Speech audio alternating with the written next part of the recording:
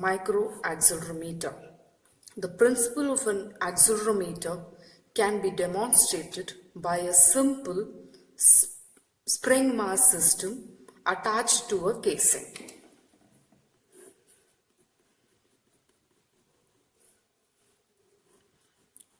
Spring mass system attached to the casing. The drawback of this particular system is the solution of the spring mass system when represented x of t with respect to t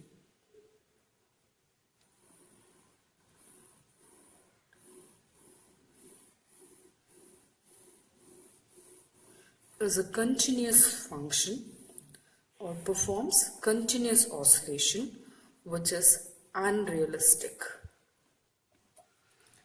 So in most systems, damper is included to provide desired damping effect.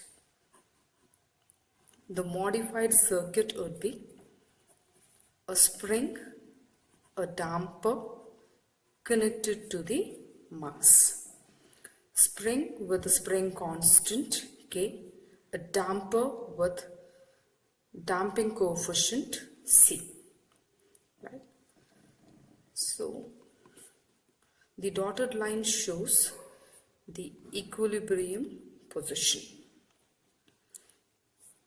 Now, if the mass is displaced by a distance x,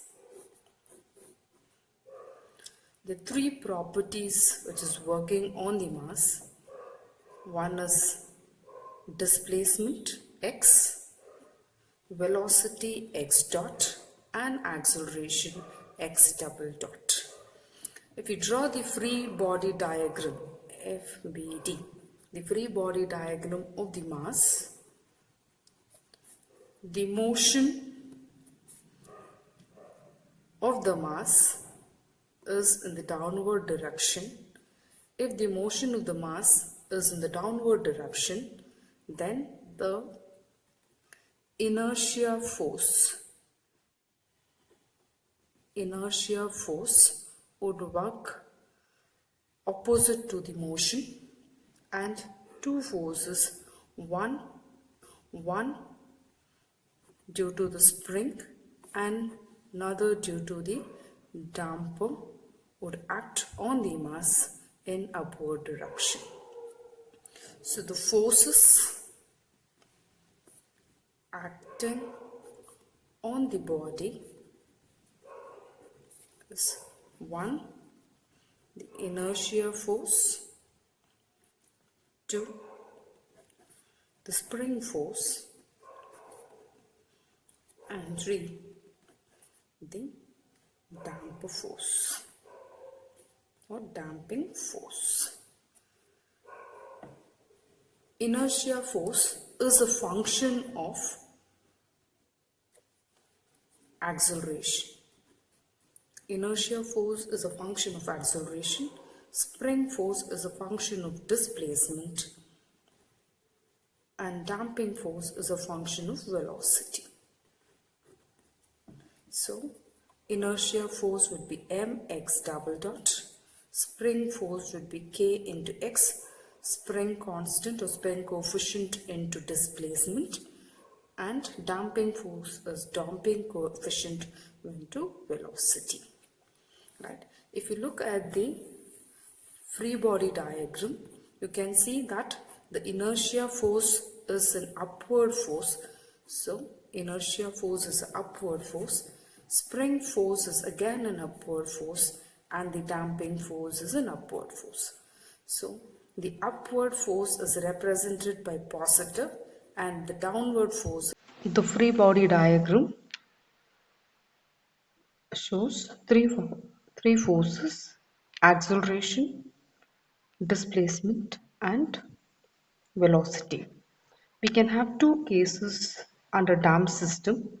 One, damped free vibration, And case 2, damped forced vibration.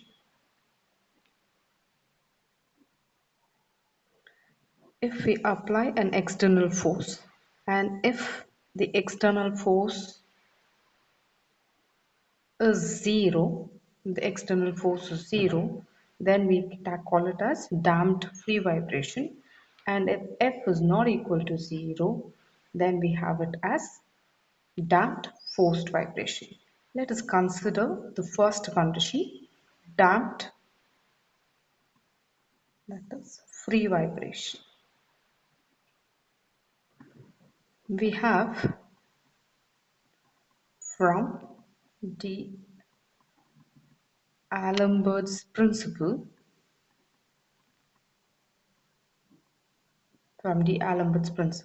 that sum of all forces acting on a body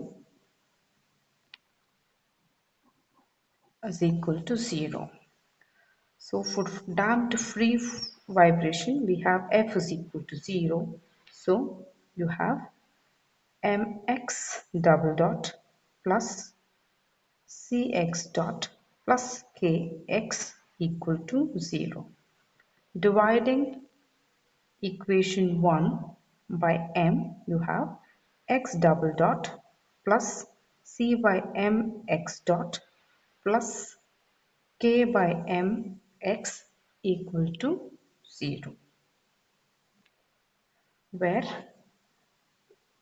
we have omega naught square is equal to k by m, and let gamma be equal to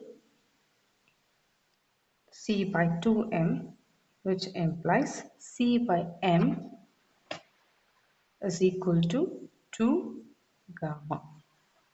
So substituting these in the equation, we have x double dot plus 2 gamma x dot plus omega naught square x equal to 0.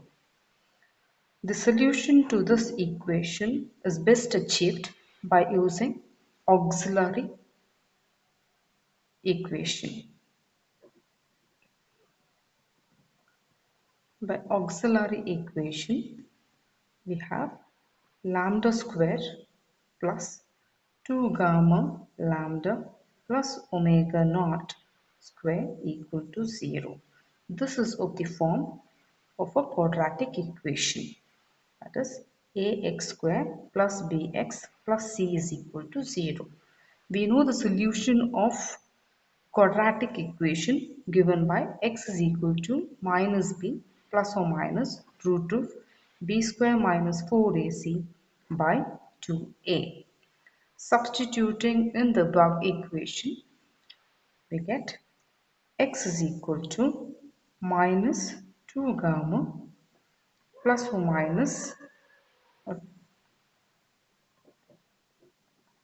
lambda equal to minus 2 gamma plus or minus root of minus 2 gamma whole square minus 4 omega naught square by 2. So we have lambda equal to minus 2 gamma plus or minus root of 2 gamma square minus 4 omega naught square by 2. This is minus 2 gamma plus or minus root of 4 gamma square minus 4 omega naught square by 2. Lambda is equal to minus 2 gamma plus or minus 2 root of gamma square minus omega naught square by 2. This implies lambda is equal to gamma plus or minus root of gamma square minus omega naught square. 2 and 2 gets cancelled. So this equation is a very important equation which says is what type of damping is possible, and the type of damping depends on the determinant. So r square minus omega square is the determinant which whose value determines the type of damping. So if r square minus omega naught square is less than 0, is equal to 0, if r square minus omega naught square is equal to 0, then we get critical damping. If r square minus omega naught square is less than 1, that is negative, we get underdamping. If gamma square minus omega naught square is greater than 1, we get positive, that is overdamping.